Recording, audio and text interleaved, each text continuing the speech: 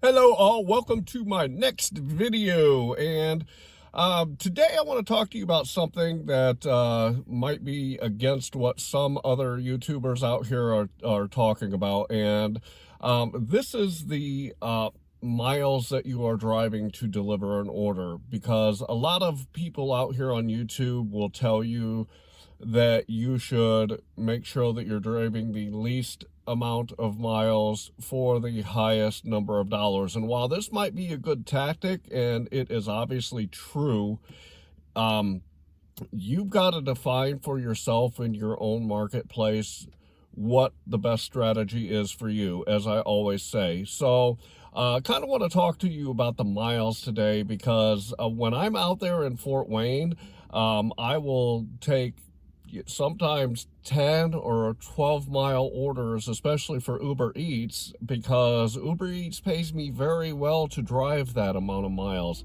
Now, when I'm in Auburn, I will not take those types of orders that require me to go long miles, and that's because that marketplace is a lot different. So let me talk to you a little bit about the reason that I take those high mile orders in Fort Wayne and I don't take those in Auburn, and kind of break it down so that you can understand how to look at your marketplace and to decide for yourself if it's a good strategy in your marketplace to use. Because as I've always said, each marketplace works completely different, and you've got to really analyze your marketplace to understand what works best there. So if a strategy of driving high miles doesn't work in your marketplace, then that's not something that you should do. However, if you work in a marketplace that can support that type of driving, then it's something that you should jump on, because you can make a lot of money doing it. So let's get into the topic.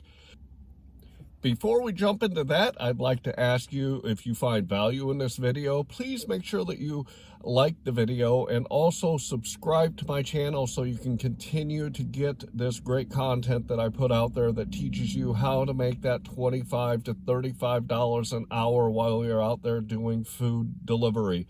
If you've watched my other videos, you know that I am doing this full-time now. I'm making a full-time income. I'm taking care of my family. I'm paying my bills. I'm paying my taxes. I'm paying my health insurance. I'm paying my retirement. I am taking care of everything from this food delivery stuff, so it can be done. That's the reason why I am out here giving you this content, so that you guys can know and understand how to make that type of money too. So make sure that you like this video, and please subscribe to my channel. And also, if you know anyone at all that can use this content to help improve what they're doing out there, please share it with them too.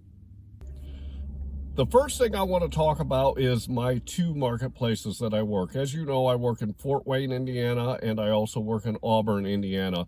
Fort Wayne is a city of about 265,000 people, whereas Auburn is a population of about 15,000 people. So the two marketplaces work completely different just because of the population. So I want to start by talking about Auburn, and I want to tell you why I do not drive high miles in Auburn. There's a couple of reasons. Now, the first reason is because all of the restaurants that I deliver to are kind of on this strip of about a quarter mile, and this is where probably 98% of the orders come from. There's a couple of restaurants that are a little outside this quarter mile, but most of the orders come from this one specific spot, because that's where all the restaurants are in Auburn. It's a small town, and the restaurants sit right by the freeway, and they do that because that's how they get the most business. So all of the restaurants are in this one little area that I work when I go to Auburn. So if I were to take a long distance, because they do send me some that ask me to go 7, 8, 9 miles, because there's a couple of outlying smaller cities from Auburn that people order from, but I decline those orders. And the reason is because if I drive 5 miles away from that strip to drop off an order, that means I have to drive 5 miles back to get an order, because the restaurants are in this one condensed area. So I refuse the long distance orders, even if they're paying me $1.50 or $1.75 a mile, because it takes so long to get back if you drive away from my hot zone. So that is one of the reasons that I do. The second reason is if you've watched my other videos, I talk about Auburn, and DoorDash is king there. DoorDash is the one that I get the most orders from. GrubHub has nothing up there, and Uber Eats is very sporadic in what they offer me in that marketplace. So because it's DoorDash, and DoorDash is my lowest paying app, if you've watched my other videos, you also know that Uber Eats is my cash cow. That's where I make the most money. GrubHub is the second one that I make the most money. And then DoorDash, unfortunately, in my marketplace, they sit on the bottom of the list as far as what they pay me per delivery. So that being said, if they offer me let's say an $8 delivery that's going 8 or 9 miles, it just doesn't make sense financially. It's just not something that I'm willing to do, because you're literally getting paid $1 or less per mile when you take an order from DoorDash that is going to these outlying areas that are miles away from the hotspot. Now, if they were to offer me, let's say $15 to drive 8 miles or $16 to drive 8 miles, I might consider it, even knowing that I have to drive back into my hot zone, because that would be a good amount of money for the miles that I have to drive. But because they offer literally most of the orders that come from this marketplace are going to be $3, $4, $5, $6, and $7 orders. That is about the most I can get out of it. So I just immediately decline those long distance orders for that reason. Fort Wayne, on the other hand, works a lot different than Auburn, because it is the second largest city in the state of Indiana. It is a huge circle. If you look at the map, there's freeways that kind of make up the entire city and go around the outer rim of the city. So that means that when I go down into Fort Wayne, which is about 13 to 15 miles north to south and probably 20 miles east to west. It's a very big territory. And for all of my apps, the whole city is my marketplace. DoorDash doesn't break down my city at all, so wherever I am in the city, I can get orders from DoorDash. So what this means is, if, let's say, Uber Eats, they send me a $20 offer and it's going, let's say, 12, 13 miles, I can drive from where I am and I can take that order 12 or 13 miles, because I know my marketplace well, and if that order drops off in one of my other hot zones that are in the city, I know I can pick up an order when I drop it off, even if I have to drive that far. So when I'm working Fort Wayne, I take a look at, number one, what is the payout? How much is it going to pay me? How is that compared to the miles? As I've told you, I like $1.50 and above. Right now, I'm sitting somewhere about $1.85 a mile over average for the year. And so I make sure that my dollars to mile makes sense. The third thing I look at is how much time is it going to take? Because with these freeways that are surrounding Fort Wayne, a lot of time I'll jump on the freeway and it'll literally take me 20 minutes to drive a 12 or 13 mile delivery, because a lot of that driving time is on the freeway. So that is the third thing I look at, is how much time is it going to take me to complete the order.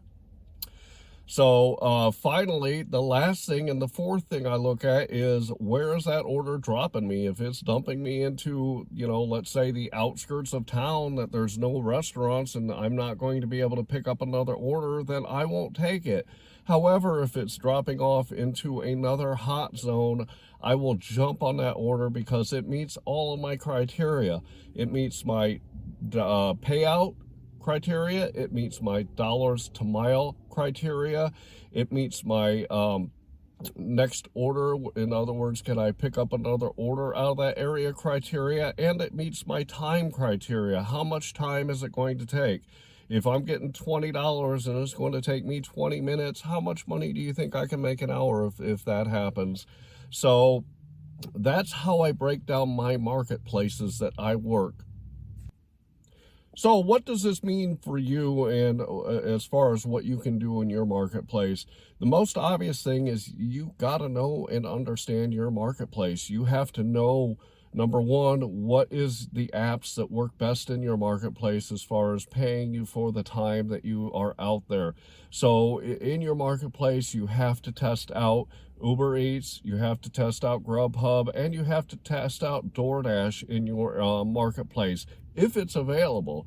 If it's only one or two, then you're going to have to work with what you have. As I said, in Auburn, all I have is DoorDash primarily, so I work that app to the highest capacity that I can while I'm working in that marketplace, because that's my only option. So number one, you've got to understand how the apps work in your marketplace. You have to know what areas in your marketplace are your hot spots, so that you can judge whether an order that you pick up is going to be a good order that meets all that criteria: the payout, the dollars to mile, the time, how much time is it going to take to complete that order, and where is that order going to drop you off in your marketplace. So you have to know your marketplace and understand your marketplace well enough to do that. If you're brand new, then watch some of my other videos that I talk about breaking down your marketplace, so that you can start to know and understand your marketplace well enough to make the best decisions that will get you that $25 to $30 an hour while you're out there. Secondly, on top of knowing your marketplace, you've got to pick out which app is the best paying app in your marketplace, because that's the primary one that you want to work with while you're in that marketplace. You're going to have maybe a secondary and a third app that you work, but you want to work with that primary app first, because that's where you make the most money while you're out there. So you've got to really know the apps and what they do for you when you're in your marketplace.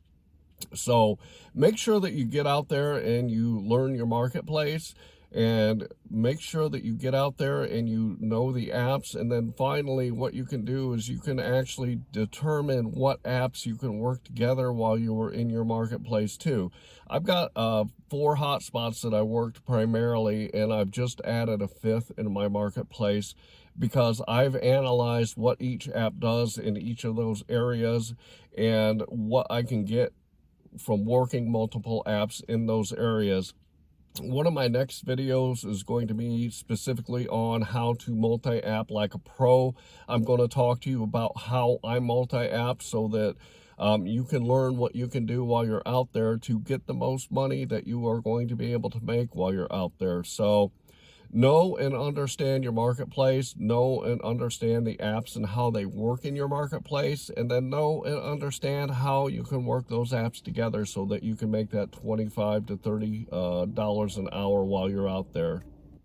In closing, I just want to say is you've really got to determine if those high mile deliveries are going to be worth it for you in your marketplace. If you do everything that I suggested in this video and you find that it will work for you, don't be afraid to take those high miles. Go for a 10, 12, 15 mile delivery if you know that it meets all of your criteria, and you can make a lot of money off those high mile orders. So I hope you liked today's video. Again, I'd like to ask you to subscribe to my channel so you can continue to get this great content. I'd also like to ask you to like this video so other people can see it.